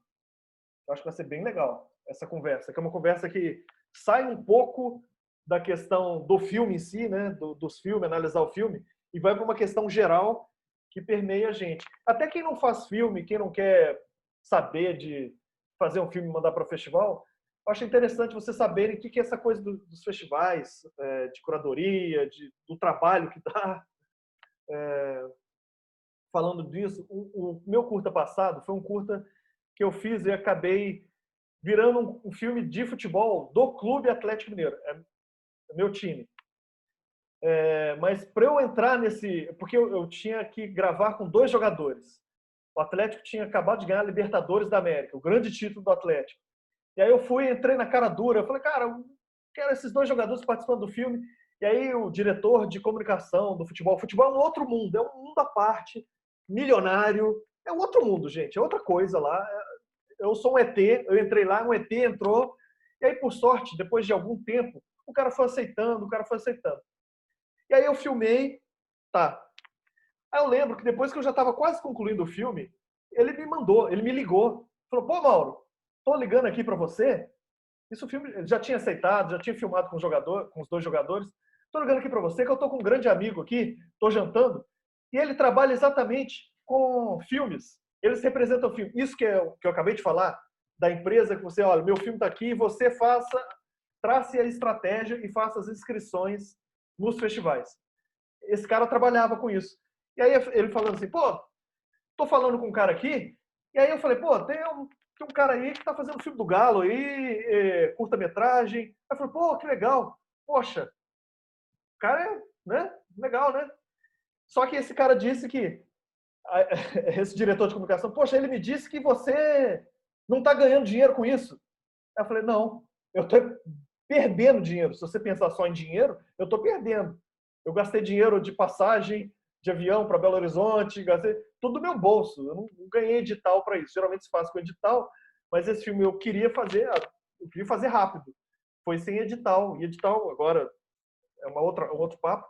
Mas aí, essa pessoa, que é o diretor de comunicação do Atlético Mineiro, mas elas trabalham com futebol, com marketing de futebol, não com filme. E como as propostas que chegam para esse mundo milionário é sempre assim, eu quero o seu dinheiro.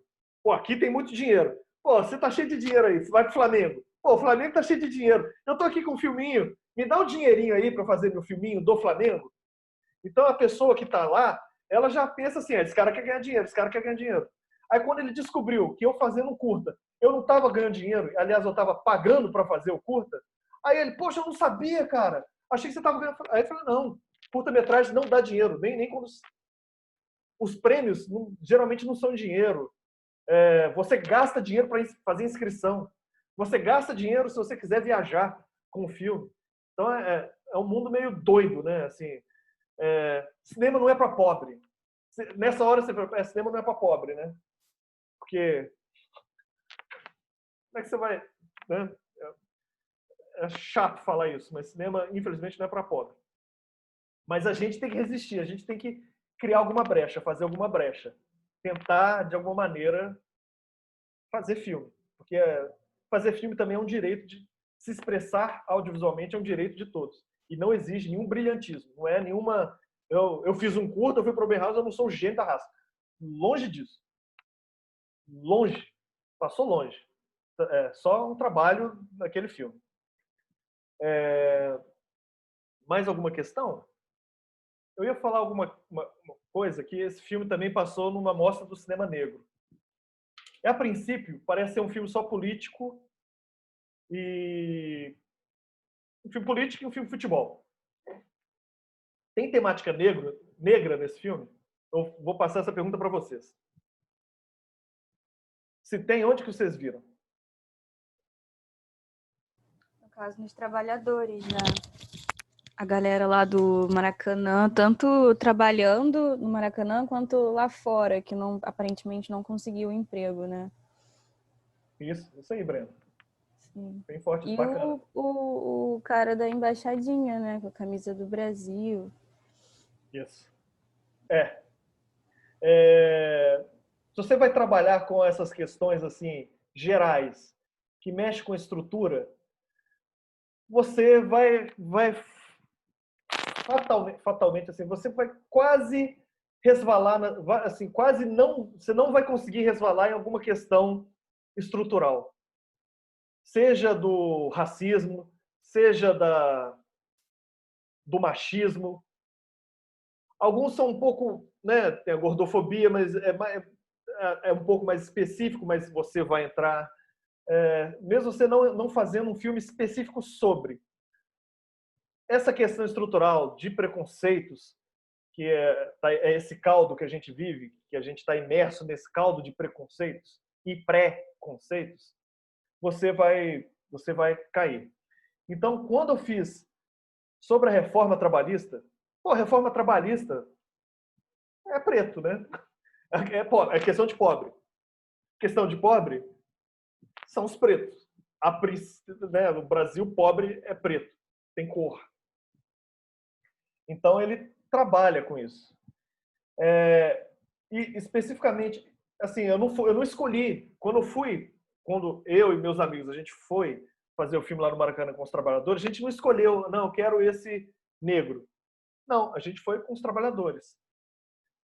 Claro, a maior parte dos trabalhadores são não brancos.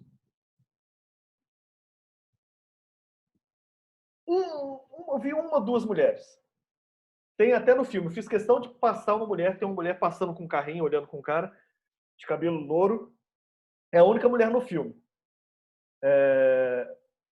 Então, ali é só homem. Geralmente, homem mais assim, não tem velho, né? E não brancos. E o personagem principal do filme é o cara que faz a embaixadinha. Esse final... Vocês acham que eu planejei esse final no roteiro? Alguém acha que eu... Acho que não. Acho que foi bem... Ele chegou ali do nada e começou a jogar bola com ele. É isso aí, Andressa. Acho que foi bem assim. Foi isso. Foi quase isso. A questão foi o seguinte. Nessa época, às vezes a leitura, quando você está fazendo algum filme, pelo menos quando eu estou fazendo algum filme, por um acaso eu estou lendo alguma coisa, ou eu vejo algum curso, alguém falando, ou eu troco alguma ideia, é porque eu estou com uma filtragem, às vezes estou querendo solucionar. Isso é normal para todo mundo, né? Você está com uma filtragem daquilo, eu quero resolver essa questão. Aí eu lembro que eu estava num curso, eu fiz esse filme durante o mestrado, uma loucura. Eu não recomendo. Mas aquele momento foi um momento muito, muito traumático e aí eu tinha que fazer. Não tinha nada com mestrado, eu fiz um curta que começou a ir para fora e me deu um problema. Eu quase fui degolado para minha orientadora. E ela tinha razão. Mas durante uma aula de mestrado, eu estava lendo as questões lá. Tem uns caras que são muito... É difícil alcançar. Tem uns Foucault da vida, aquelas leituras. Tem umas leituras aí, se vocês entenderem de Foucault, depois eu vou tomar uma aula com vocês. Foucault, Rancière. Eu adoro Rancière, mas às vezes eu não entendo nada. Mas uma coisa que eu entendi, aí o professor lá, o César Milhorim, lá da UF, ele estava falando uma questão lá, e aí eu pensei no filme. E eu pensei na solução, assim, do final do filme, que estava uma coisa muito, assim, só isso, muito para baixo, tá, e não tem resolução, não tem nada. Assim, tá uma merda, o Brasil tá uma merda e vai ficar uma merda. E aí, eu vou falar uma mistureba de coisas, e talvez não é o que o Rancière disse, não é o que o Foucault disse, é a maçaroca de coisas que veio na minha cabeça, e pensando no filme, que me veio essa questão. Que a coisa da arte, às vezes a arte, você tem um contexto, você tem um mundo aqui, digamos. Deixa eu ver. Há 20 anos atrás,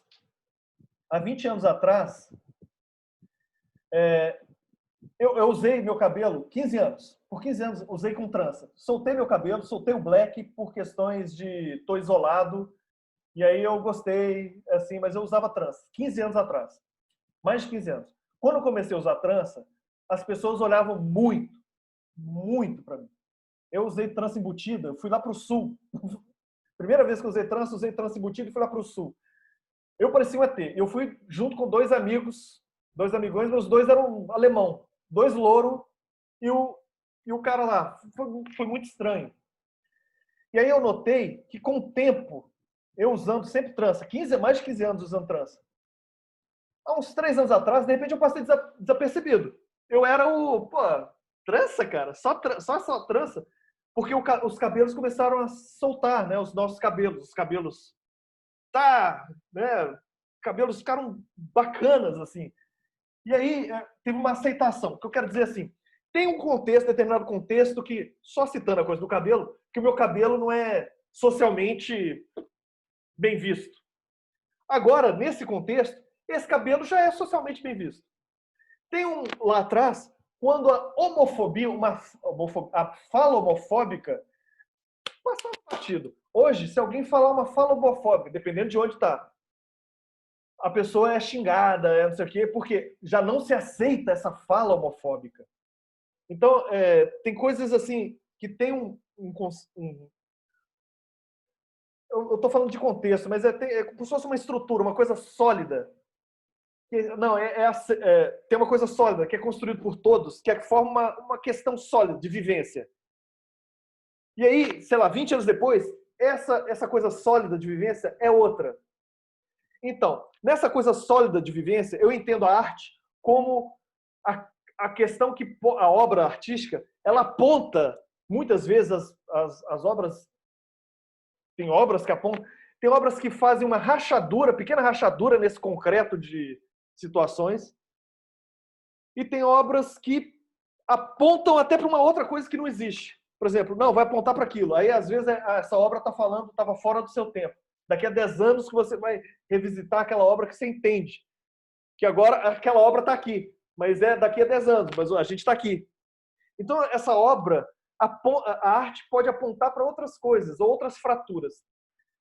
Eu fiquei com isso na cabeça, assim, eu tive essas conclusões. E aí eu queria dar um final que apontasse para uma outra coisa.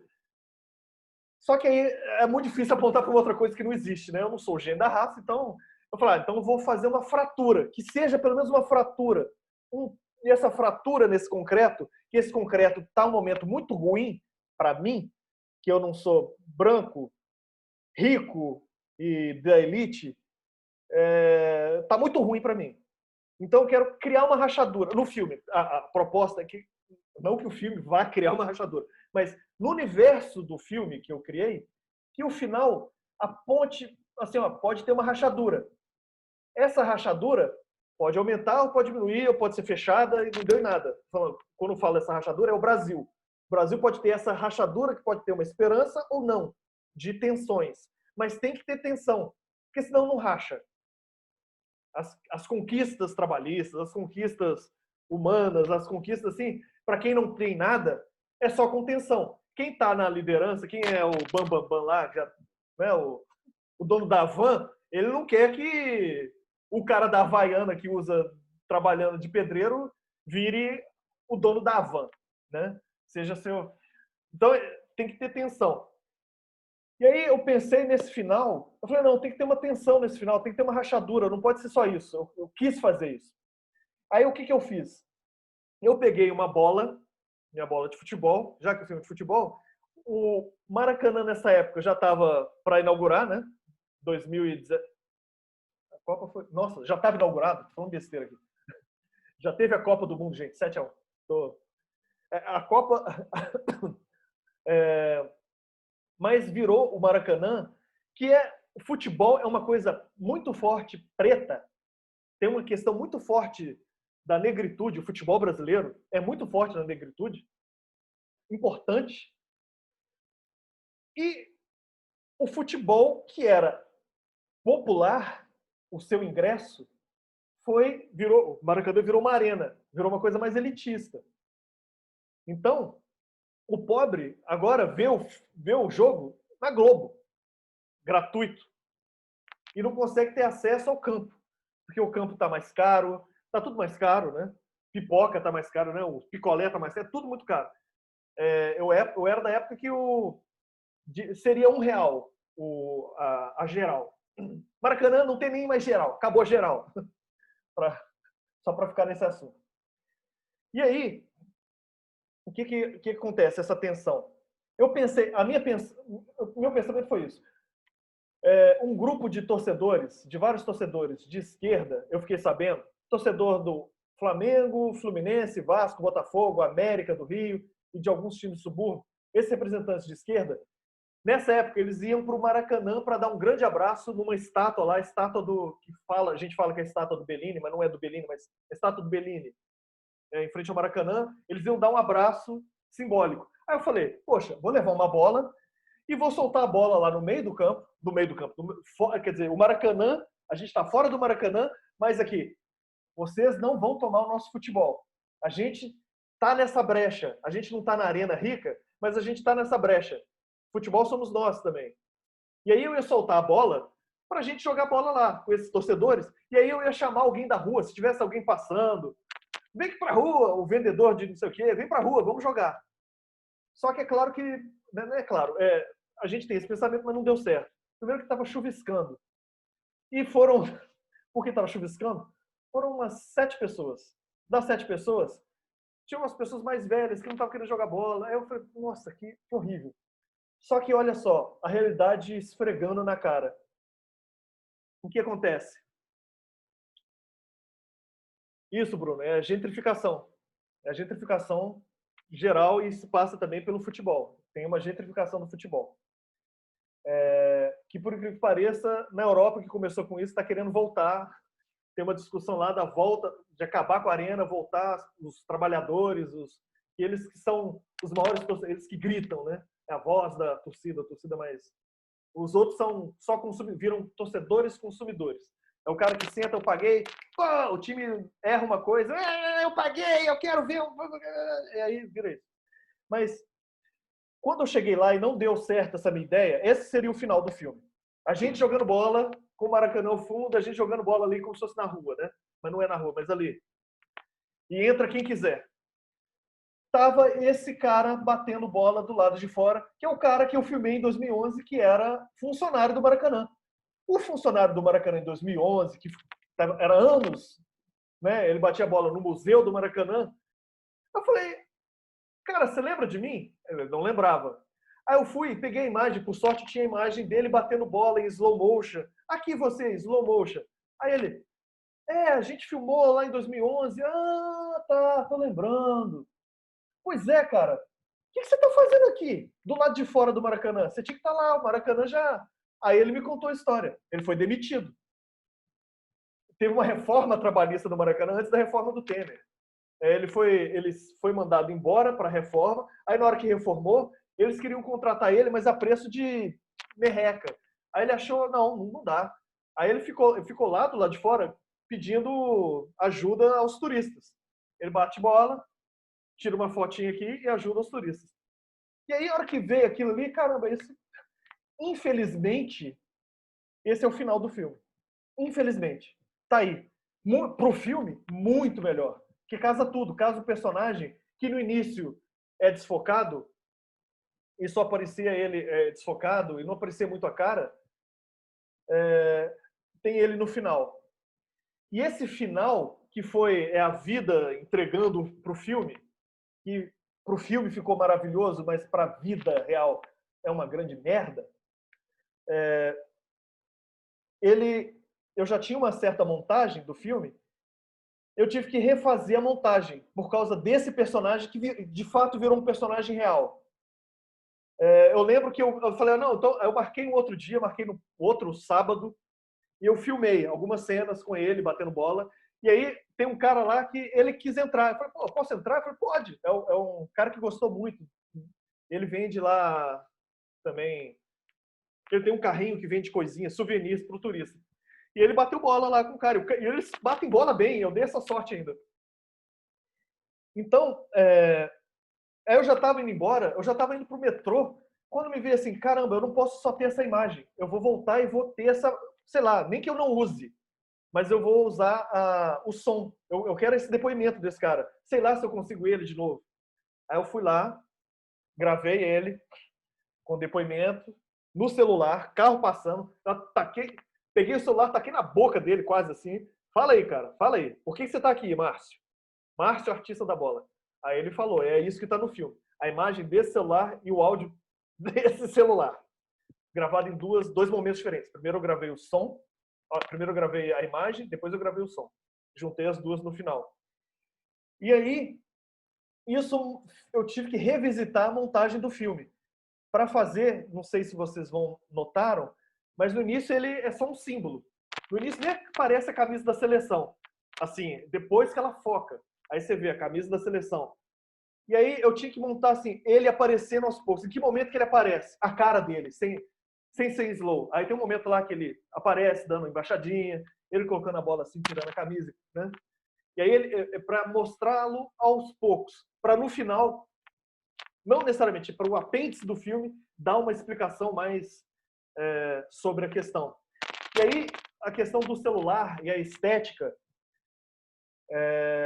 ela também casou, eu tive a sorte, que eu não tinha o diretor de fotografia com a câmera. Aquela câmera era antiga, de 2011, 2012, que é uma câmera muito boa, mas que eu já não tinha. Que era da produtora que a gente pegou emprestado e essa câmera já não tinha mais.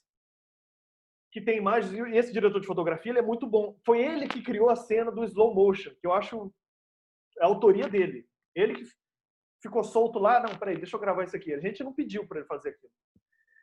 E aí, casou a estética, depois dos créditos, aquela coisa mais crua, do celular balançando, aquele áudio mais, entendeu? Então, no início, tem imagens muito bonitas, né, de enquadramentos até mais épicos, mas com aquela, e aí, com a imagem crua, é a realidade crua. Então, casou. Porque eu fiquei pensando, caramba, eu vou juntar imagem de celular, textura de celular, mas casou, e até acho bonita. Deixa eu ver, acho que tem mais algumas. Deixa eu ver aqui. Vocês podem pensar outras coisas, se vocês quiserem. Evelyn, quando eu fui de trança para o sul, pediram para tirar foto comigo. Isso foi quando? Eu acho que foi 2015. Caramba, em 2015 já, né? Foi há Exato. pouco tempo atrás.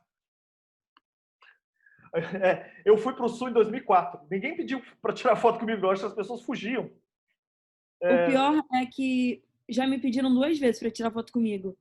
Também 2 asiáticas, eu achei que elas estavam pedindo para eu tirar foto delas e elas tipo, me abraçaram para tirar foto. Foi muito estranho. Eu tô rindo porque, assim, de uma certa maneira a gente ri, né? Mas por outro, você fica, caramba, né? Sim. O do sul eu achei estranho, mas o das asiáticas eu achei fofo. Das asiáticas, outro. Eu achei legal Mas também. sim, o sul é muito diferente daqui. Acho que eles não falam o suficiente sobre isso. tá precisando, né? E negócio de pegar no cabelo, eu adorava pegar na trança. Deixa eu pegar. Tinha hora que eu ficava meio puto. Mas tem essas questões mesmo que a gente... O cabelo bom é legal, né? Por isso. Ele traz... Aliás, tem vários filmes... Eu perdi uma grande chance quando eu fazia a trança. Eu queria fazer um filme com as meninas que faziam as tranças de mim. Que elas faziam as tranças e ficavam fofocando. Isso em 2004, 2005. Eu quase fiz um filme em 2005 com elas, mas aí acabou N coisas. Eu era estudante da UF, N coisas. Eu não pensava em fazer filme sozinho. Eu falei, não, vai dar uma trabalheira. Né? E é o meu cabelo. E aí eu tinha ainda questões com o cabelo solto. Muitas coisas. Aí eu acabei, mas eu sou... Isso, mané. Imagina um filme sobre o cabelo em 2005. Porque é legal, porque elas ficavam falando sobre o samba, elas eram passistas. Aí depois a outra deixou de ser passista, agora virou destaque. E aí tinha umas fofocas assim. E eu só ouvindo, porque aquela menina lá, não sei o quê. Aí eles começam, tipo, Greenleaf, não sei se você segue, Greenleaf, do Netflix, Game of Thrones, essas House of Cards, mas das questões, eu queria juntar essas questões. Mas não deu certo. O próprio nome do Maracanã é Mário Filho, que é um dos grandes livros, né, fundantes da sociedade do pensamento. É o negro do futebol brasileiro. Isso aí, Bruno. São livros importantes aí que a gente...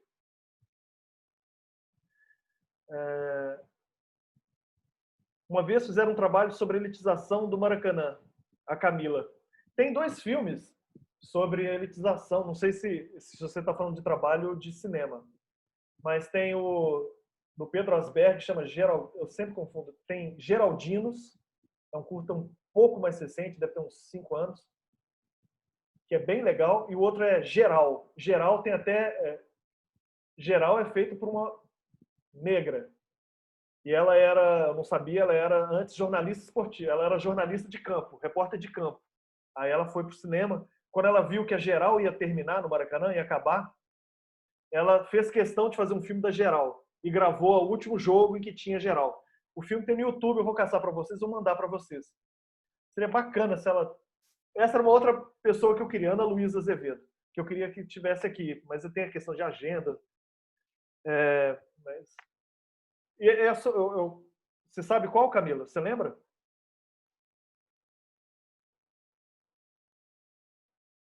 Tá, ela já está respondendo. Desculpa, eu sou atrasado. Eu sou o Barrichello do chat.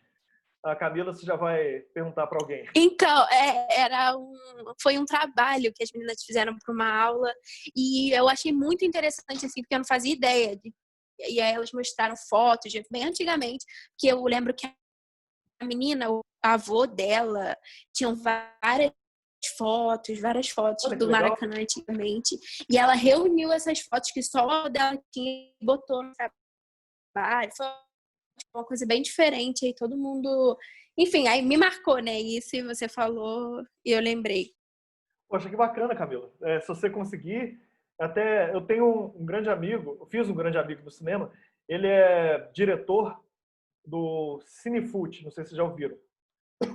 É um festival de cinema de futebol. Já vai para 11 anos que existe esse festival.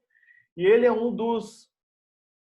Ele e a TT, que também estão nesse festival, TT Matos, que ela tinha uma mostra Araribóia em Niterói, que era muito legal, a mostra Araribóia, que era uma outra cara, depois a gente fala com a Ana Andrade, mas o Cinefute, ele tem filmes de futebol do mundo inteiro e do Brasil, e também tem discussões tem trabalhos.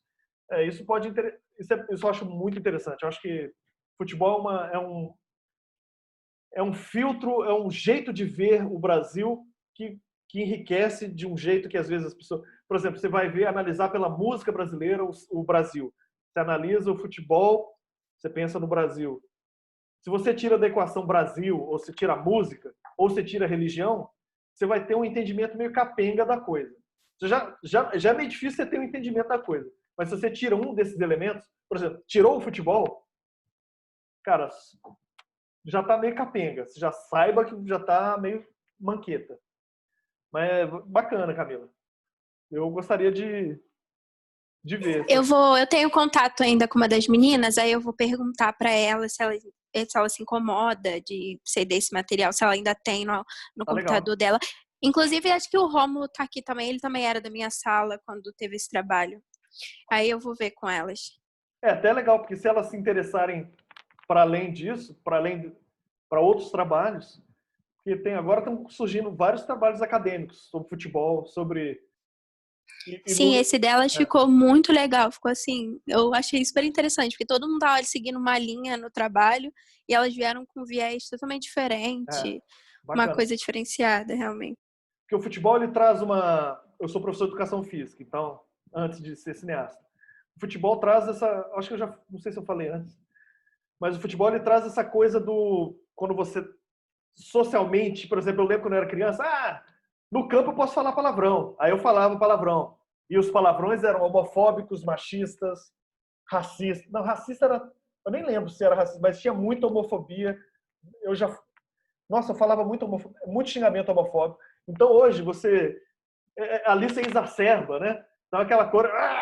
não sei se vocês já viram aquele desenho do Pateta, do trânsito, que é clássico. É o Pateta no trânsito... Antes de chegar no carro, ele não pisa numa formiga. Quando ele chega, ele vira um demônio. Então, às vezes, acontece isso com algumas pessoas quando vão torcer para futebol. Mas ali, o futebol traz uma questão que você pode ver, coisa da negritude, do machismo, da homofobia. Isso é muito forte, essas discussões. Futebol é um bom lugar para se discutir isso. E também cinema. O trabalho que eu fiz de mestrado foi sobre futebol. E... Diferentemente, por exemplo, dos Estados Unidos, os Estados Unidos eles têm muito filmes, não sei se vocês já notaram, mas tem muito filme sobre os esportes. Muitos filmes.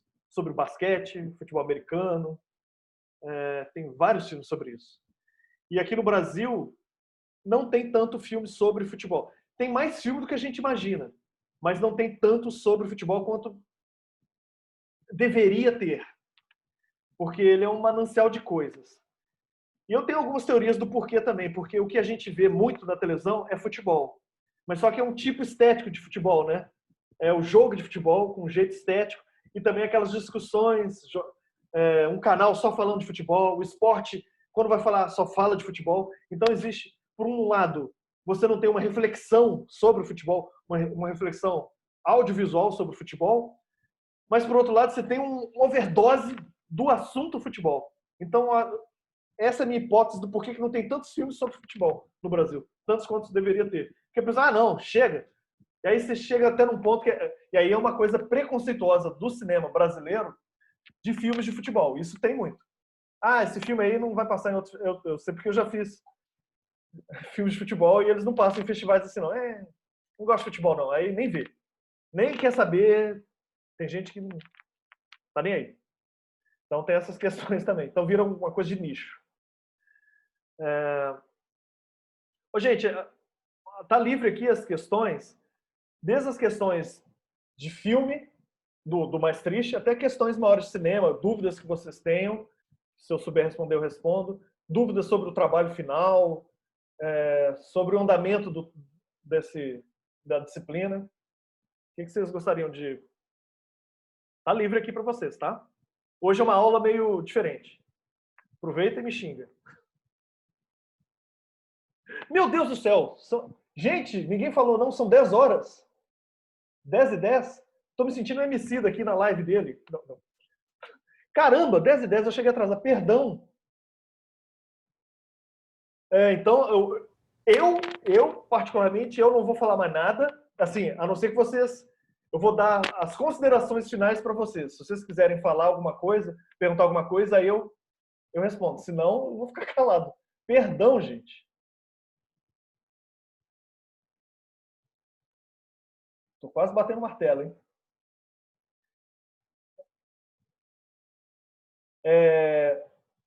Avisos, assim. Então, eu já tenho as 3 aulas que eu dei uma pequena editada, quase nada. Então, as 3 primeiras aulas eu já vou colocar amanhã, tá? Eu vou passar o link para vocês, da aula 1, aula 2, aula 3. Aula 4 e aula 5, que é essa, né? Aula 4 eu também já estou quase terminando. Então, amanhã já tem as 3 aulas. E eu já vou passar para vocês o link do filme, da Ana Andrade. e o material de apoio da Ana Andrade, tá bom? Eu acho que não tem mais nada aqui. Então, gente, a aula, perdão pelo atraso, porque hoje foi... A tecnologia é ótima, mas às vezes ela ferra com a gente. Eu não consegui entrar no Zoom de jeito nenhum, pedi o código de acesso. Aí eu tive que pedir ajuda para um amigo para entrar no Zoom, para me convidar. Eu estou como convidado aqui. Agora, então é isso. Então, boa quinta para vocês, tá? E aqui, é tudo verdade. Gente, tá passando... Eu tô em falta com vocês, porque eu mesmo estou perdido, mas está acontecendo toda hora. Tem alguma coisa... Você nem precisa ver Netflix. Tá tendo alguma coisa de festival. Quem tem Canal Brasil, tá tendo o Festival de Gramado. Mas aí tem que assinar o Canal Brasil.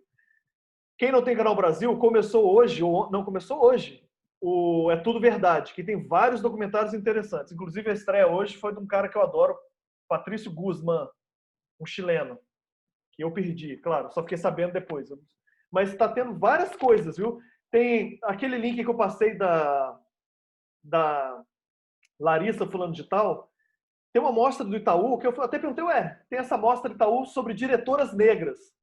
Então, dá uma olhada lá, eu acho que tem outros curtas de diretoras negras, além do filme da Larissa fulano de tal. A Larissa, eu não sei se ela vai conseguir ter agenda pra gente, porque pintou uma questão lá, e aí tem questão de questão, pandemia, né, complicou a vida para todo mundo. Mas, assim, eu vou tentar pescar algumas coisas e mandar o link. Olha, gente, está tendo essa mostra aqui, que é interessante. Teve não sei se está tendo ainda, acho que é do Sesc, eu tenho que pesquisar, mostra de cinema africano. Eu não vi nada. É muita coisa, aí a gente fica, meu Deus, eu não quero ver nada. A gente fica perdido, mas eu vou tentar mandar para vocês, tá bom? Então, tchau. Serei o último de novo a sair. Beijo, brigadão por vocês me aturarem. Tchau, professor. Tchau, boa aula. Deus te abençoe. Tchau, professor. Tchau, tchau, pessoal. Tchau, professor. Tchau, todo mundo. Valeu, pessoal. Até semana que vem.